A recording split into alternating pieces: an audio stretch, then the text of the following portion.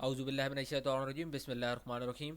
अस्सलाम वालेकुम dear students, welcome to my YouTube channel. और इस वीडियो में आज आपके साथ शेयर करेंगे CS11 इंट्रोडक्शन टू कंप्यूटिंग का क्विज़ नंबर 1 का solution. Semester fall 2022 CS11 introduction to computing का क्विज़ नंबर 1 जो है वो आप लोगों को ओपन हो गया है।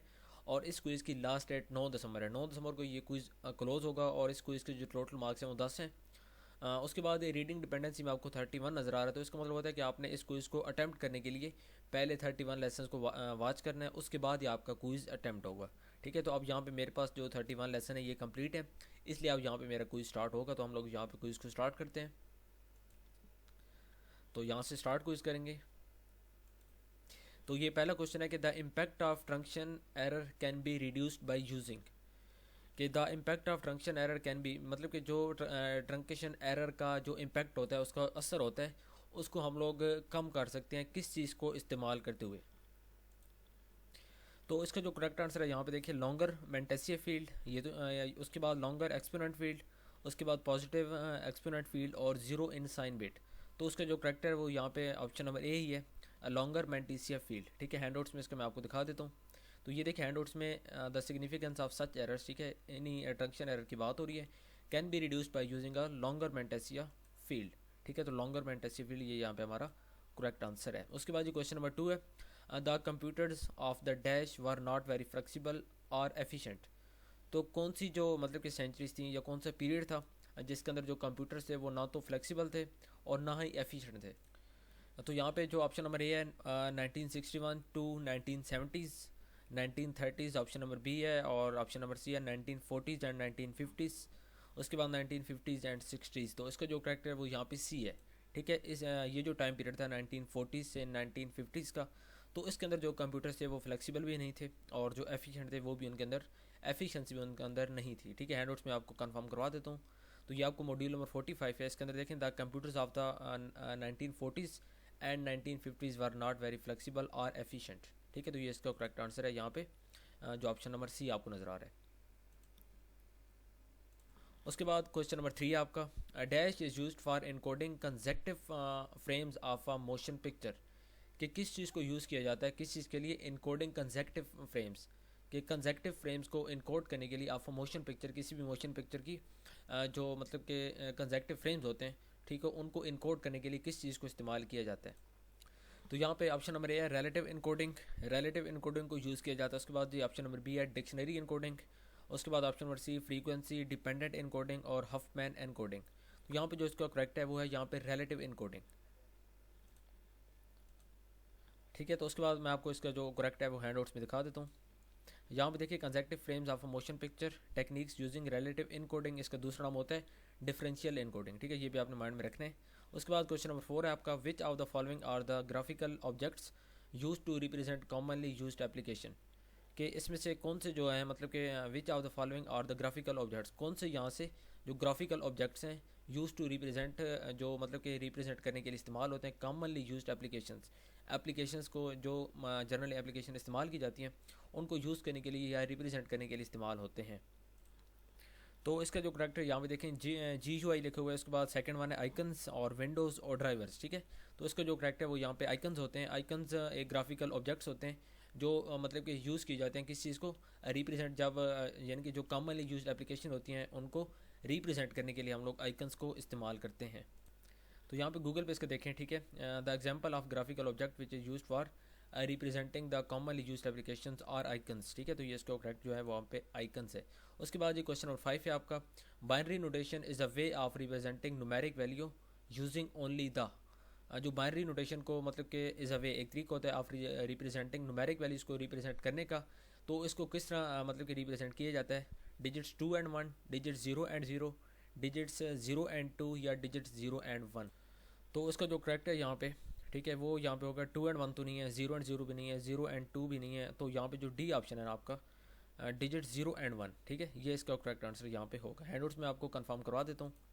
यहाँ पे देखिए binary notation is a way of representing numeric values using only the digits 0 and 1। ठीक है, तो यहाँ पे इसका ये करेक्ट वन है।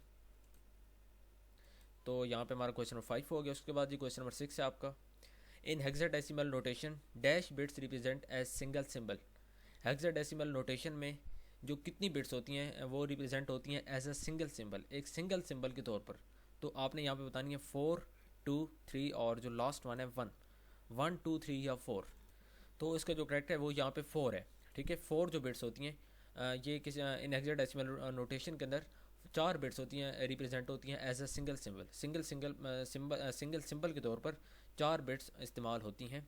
तो हैंडआउट्स में कंफर्म भी आपको करवा दे। तो यहाँ पे देखिए, in particular hexadecimal notation uses a single symbol of to represent a pattern of 4 bits. ठीक है, तो उसका करेक्ट यहाँ पे ऑप्शन नंबर ए है, 4 बिट्स। उसके बाद ये क्वेश्चन नंबर 7 है आपका।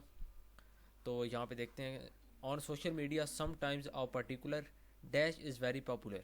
ऑन सोशल मीडिया पर sometimes a particular dash is very popular. तो क्या चीज़ यहाँ पे सोशल मीडिया में आमतौर पर पॉपुलर मतलब कि मशहूर होती है?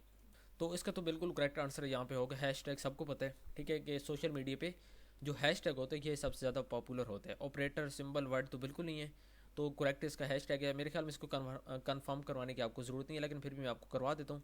तो यहाँ पे हैंडआउट्स में आपका ये पेज नंबर 36 है। ठीक है, 5.3 है, searching hashtags on social media sometimes a hashtag is very popular. तो ये इसका करेक्ट नंबर ऑप्शन नंबर ए जो है ये यहाँ पे करेक्ट है। उसके बाद ये क्वेश्चन नंबर 8 है हमारा, उसको देखते हैं। JCL is a abbreviation of. JCL किस चीज़ का एब्रीवेशन है? जॉब कंट्रोल लैंग्वेज का, जॉब कंट्रोल यूनिट का, या जॉब कम्युनिकेशन लैंग्वेज का, या जॉब कंट्रोलर लैंग्वेजेस का? तो JCL जो होता है ये एब्रीवेशन होता है जॉब कंट्रोल लैंग्वेज का।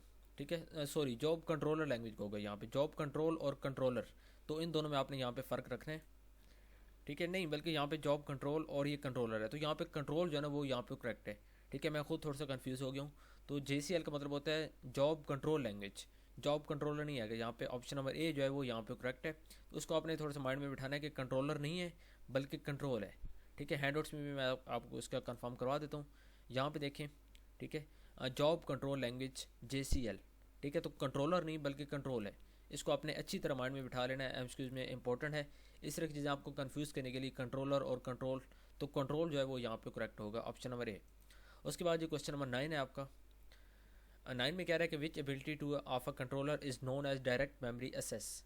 कि कंट्रोलर की कौन सी जो एबिलिटी होती है, खासियत होती है, उसको कहा जाता है डायरेक्ट मेमोरी एसेस, मतलब कि DMA। तो option number A, to store instruction, to access CPU, to access main memory. तो टू असेस मेन मेमोरी इसका यहाँ पे करेक्ट आंसर होगा। ठीक है, आपको हैंडआउट्स में मैं दिखा भी देता हूँ। यहाँ पे देखिए, main memory during those nano seconds. ठीक है, इन विच CPU is not using the bus. तो ये मेन मेमोरी के साथ असेस होता है।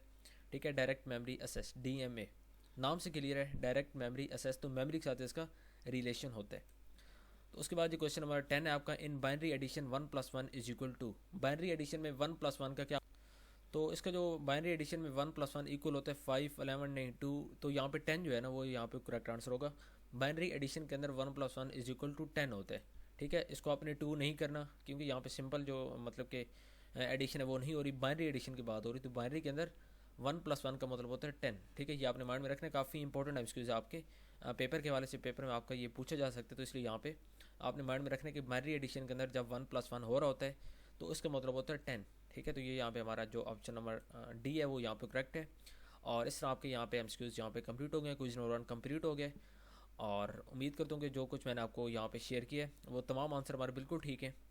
ठीक है, और अगर आप चैनल पे न्यू हैं तो काइंडली चैनल को सब्सक्राइब कर लें, उसके साथ लगे बेल आइकन के बटन को आप लोग लाजमी प्रेस कर लें, ताकि आइंदा जितनी भी मैं इस तरह की क्विज़ की सोल्यूशन अपलोड करूँ आपको उसकी नोटिफिकेशन मिल सके। ठीक है व्यूअर्स, मिलते हैं नेक्स्ट वीडियो में। टिल देन अल्लाह हाफिज़, थैंक यू सो मच।